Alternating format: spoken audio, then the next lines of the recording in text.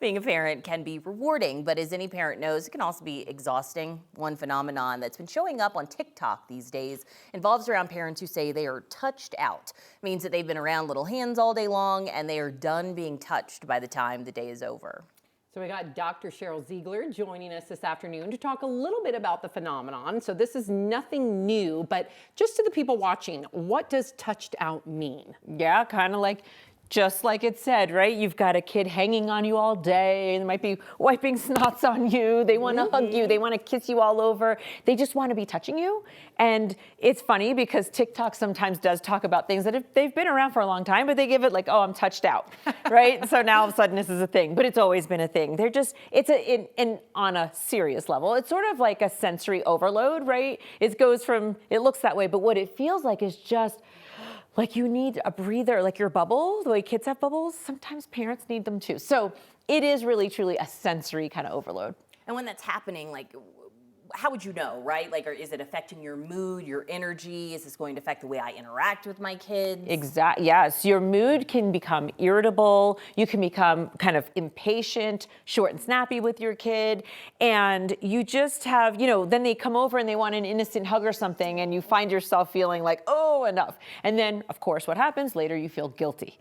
So it's one of those things that I think we actually do need to talk about, because it's one of those sort of micro things that happen throughout a very long day with a young child. And mostly this is young children, we should say that. And it could even be babies, right? Even when you're nursing, if there's someone nursing. We just talked right? about Just said that. It was too much for me. Yes. I felt claustrophobic. Yes, and you want your body back, right? Yeah. It's that feeling of like, honesty. yeah, you want to reclaim your body, you want to reclaim your time. And so it is that whole piece. And so I think knowing some of those signs are important, because then you can do some things to maybe make it a little bit better. I just feel so seen right now because I love snuggling with my kids, but my son is very touchy-feely and I'll love it for a period, but by the end of the day, I find myself feeling trapped a little bit. Yeah. And then I feel guilty. So what are some ways that we can kind of regulate ourselves so we don't get short with them? Yeah, well, I think the first one is to acknowledge that this is a universal kind of experience and really just normalize it. It doesn't make you a bad parent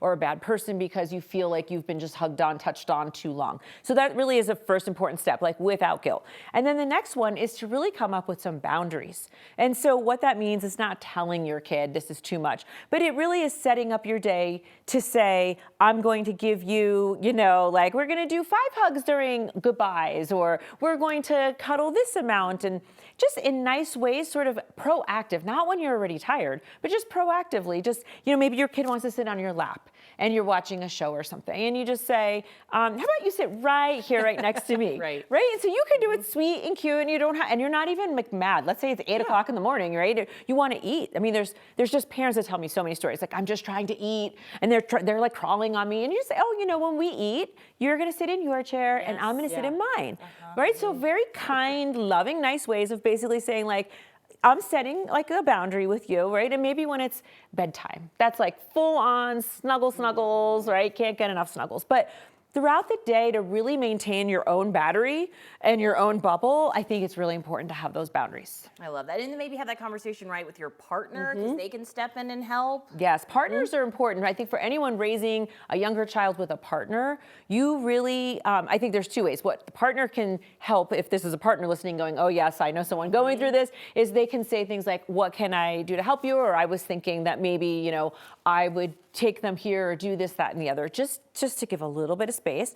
But I think also us asking for help, right? And just saying, like, because the first part, I can't say it enough, is it's hard for people to admit that they're feeling this way. So they might make up other things, like, I don't know, I'm just tired today. And it's just sort of like, I just feel touched out. And can you just help me in these little ways? It's usually small little things. The reason why people get so irritable, because it's a sensory overload thing, is because you feel like you don't have control over it. Right. So if you feel like you have control, if the lights are too bright right now and I feel like I can just go over and turn the light switch off, I'm going to be a lot less dysregulated than if I feel like I have no control over the lighting, I can't do anything. And that's what happens with kids. Oh, great information. Touched out. Touched out. Dr. Ziegler, thank you so much as always.